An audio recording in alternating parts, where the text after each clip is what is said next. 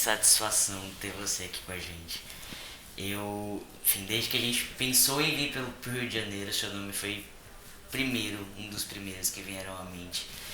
Porque é impossível não admirar seu trabalho. Pelo menos é muito difícil não admirar seu trabalho. É muito difícil não admirar você falando de um assunto que é tão caro assim, que mexe tanto com o nosso íntimo, que é a religiosidade. E aí, né, a gente foi tentando encontrar qual seria esse tema para conversar contigo. E a gente chegou num ponto, Henrique, que é entender com você como é que a gente consegue conciliar o cristianismo com as pautas identitárias nesse momento, Henrique. Obrigado pelo convite, pela possibilidade de estar aqui com vocês. A gente tem que entender o cristianismo para pensar essa relação. Se a gente tomar como referência o cristianismo que se afastou do Cristo, o cristianismo que virou hierarquia, virou dogmatismo, que virou um pretenso monopólio sobre a verdade de Deus, este cristianismo engessado, hierárquico, não vai ter relação com as pautas identitárias, com as pautas de justiça e por aí vai.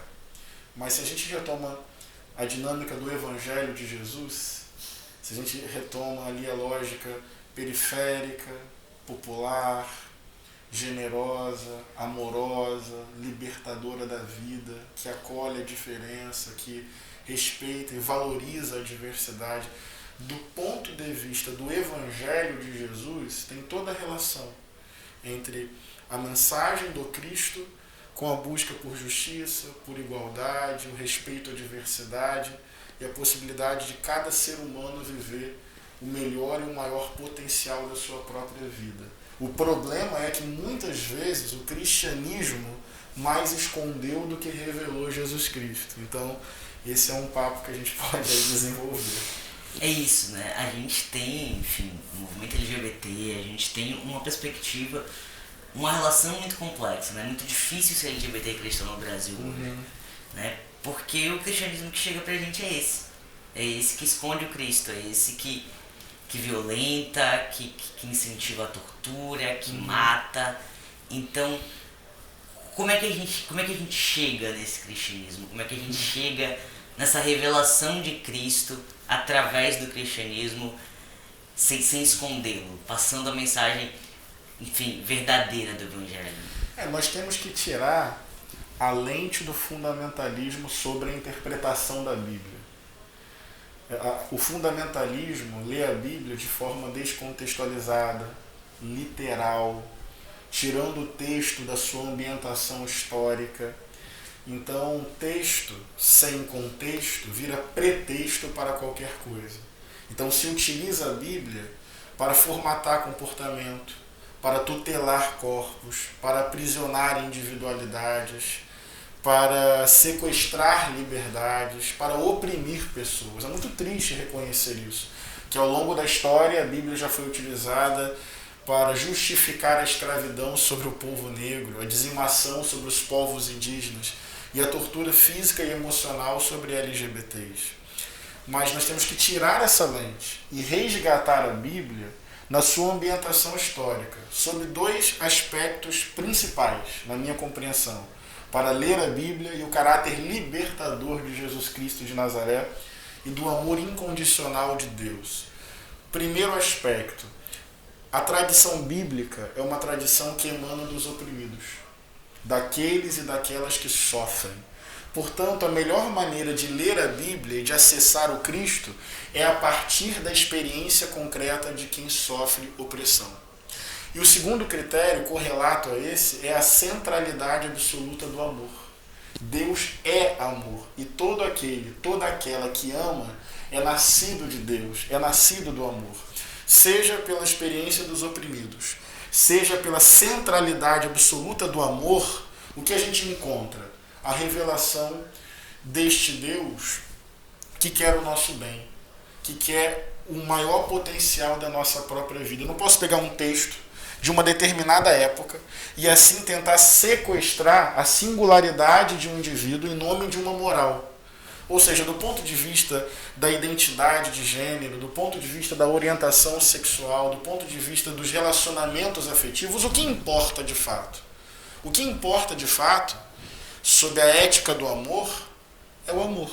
É que as pessoas se respeitem, é que as pessoas se cuidem, é que as pessoas sejam leais, é que as pessoas, no encontro afetivo amoroso, possam desfrutar disso em liberdade, cumplicidade, reciprocidade, afeto. Ou seja, o mais importante do ponto de vista da ética bíblica, isso que devia ser dito às pessoas, o mais importante não é hétero, bi ou transexualidade, o mais importante é a qualidade dos nossos encontros. Se são encontros pautados no respeito, no cuidado mútuo, se são encontros que potencializam a vida. Mas, infelizmente, e eu concordo plenamente com você, existe uma leitura fechada, dogmática, que impõe muito sofrimento, porque tenta domesticar o corpo pelo texto. Daí salva o texto e mata o corpo. Porque eu, como pastor, já vi, né, muitas pessoas oprimidas, adoecendo, querendo a morte, porque não são plenamente aceitas pelo que sentem, por como se identificam, pelo que desejam. Em nome de que isso? Por que tanto maltrato? Ou seja, salva o texto, mas não salva a vida. E para te responder mais objetivamente, o texto bíblico tem que ser acessado pela vida concreta das pessoas, para lutar contra toda forma de opressão a partir da ética do amor. E mais, né? Acho que vai além. Quando a gente pensa o cristianismo, a gente tem uma noção muito grande de comunidade, né? A comunidade, sim, a interação, o próprio ambiente da igreja é um ambiente de interação com seres humanos. Para além da interação com o divino, é uma interação com seres humanos. Então, quando esse julgamento, através do texto bíblico, ou teoricamente baseado no texto bíblico, que aí se pode se enveredar por um caminho de quais são as partes da Bíblia que são selecionadas para serem seguidas ou não. Ninguém segue a Bíblia como um todo, porque é impossível se você for tentar se basear naquilo e seguir a sua vida ao pé da letra. A gente escolhe o que a gente quer fazer. A comunidade julga, a comunidade afasta, a comunidade oprime. Então, ser LGBT na igreja, acho que é uma grande questão. Ser LGBT no cristianismo. Você já teve alguma experiência como pastor? Já, sim. A igreja que eu pastoreio, a Igreja Batista do Caminho, com a graça de Deus, nós nos desvencilhamos teológica, biblicamente, desse lugar opressor. Hoje é uma igreja em que a sexualidade é tratada, conforme eu falei, pela perspectiva do amor e da responsabilidade consigo e com o outro. Essa é a ética que importa. Então lá tem LGBTs, inclusive em cargo de direção da igreja. Não é uma temática para nós, assim, nesse sentido. Mas eu já vi, né? Já vi muitos casos, já vi gente exorcizando o demônio de si no silêncio do quarto. Já vi gente querendo a morte. Já vi gente submetida àquilo que é chamado de cura gay, que é uma verdadeira humilhação, que é uma tortura psíquica permanente. Já vi adolescente sendo privada de usar celular, de sair de casa, expulsa de casa, tudo por causa do sentir, do desejar, do identificar-se, de querer viver. Então, eu como pastor já vi o quanto esse formalismo moral promove sofrimento e, vou te dizer, morte. Uma vez eu cheguei para uma senhora que me questionava em função da minha posição teológica, bíblica sobre o assunto, e ela muito triste comigo, e eu perguntei, mas minha irmã, o que te incomoda mais? Um beijo, por exemplo, entre duas mulheres, ou se uma delas for assassinada por causa disso? E eu lembro que ela ficou um pouco desconcertada, desorientada na hora. E ela produziu a seguinte resposta: as duas coisas me escandalizam igualmente, meu filho. Olha o que o fundamentalismo faz. No limite, ela está comparando uma manifestação voluntária e recíproca de afeto, um beijo, que não tem ninguém se violentando. As duas mulheres ali, na minha imaginação, queriam se beijar. Ela está comparando uma manifestação de afeto com um homicídio motivado por ódio. Na cabeça dela, as duas coisas são igualmente abomináveis. O fundamentalismo faz isso. Ele cega o entendimento, petrifica o afeto, anestesia o coração, mascara a realidade. E a pessoa, salvando uma moral que nada tem a ver com Cristo e com a essência imensa do amor de Deus, salvando uma moral, a pessoa nem percebe que ela está se tornando absolutamente conivente com a violência sobre o outro. Ela pode não ir lá bater, ela pode ir lá não apedrejar, ela pode ir lá não esfaquear, mas ela está corroborando o ambiente em que isso acontece. De um jeito ou de outro, infelizmente, muitas igrejas carregam sangue, e literalmente sangue nas mãos, pelo ambiente de hostilidade, não comunitário. Era para ser, conforme você bem colocou, a comunidade do acolhimento, da hospitalidade, do respeito à singularidade e à diversidade.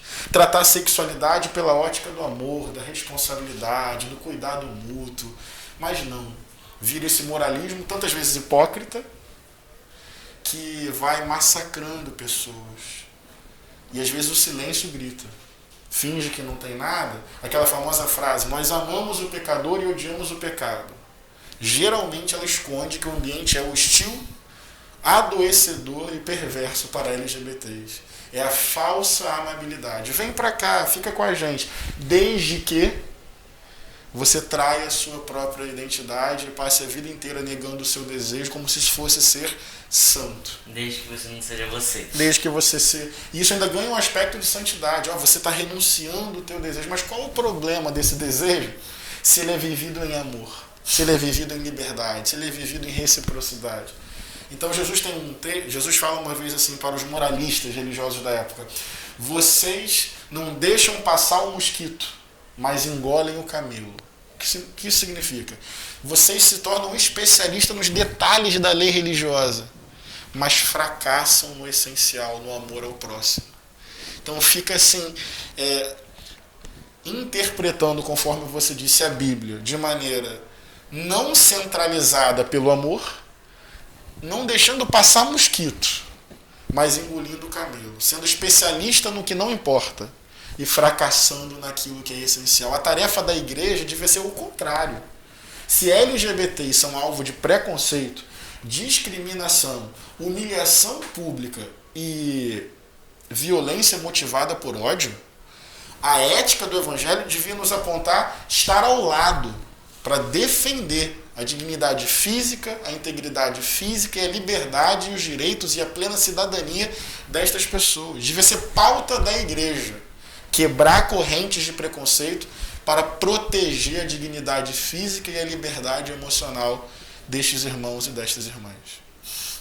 Henrique, muito obrigado. Que eu tô ouvindo você e o tempo acabando e a gente não pode continuar, mas, cara, assim, um prazer enorme ter você aqui, um prazer enorme de escutar. É muito ruim estar nesse momento que eu não posso ir ouvir você pregando, que é um sonho que seria realizado, mas enfim, já foi muito bom ouvir você aqui. Muito obrigado pela disponibilidade, muito obrigado por ter vindo até aqui, muito obrigado por existir. Deus abençoe. Parabéns aí pelos coletivos. Sigam em frente aí.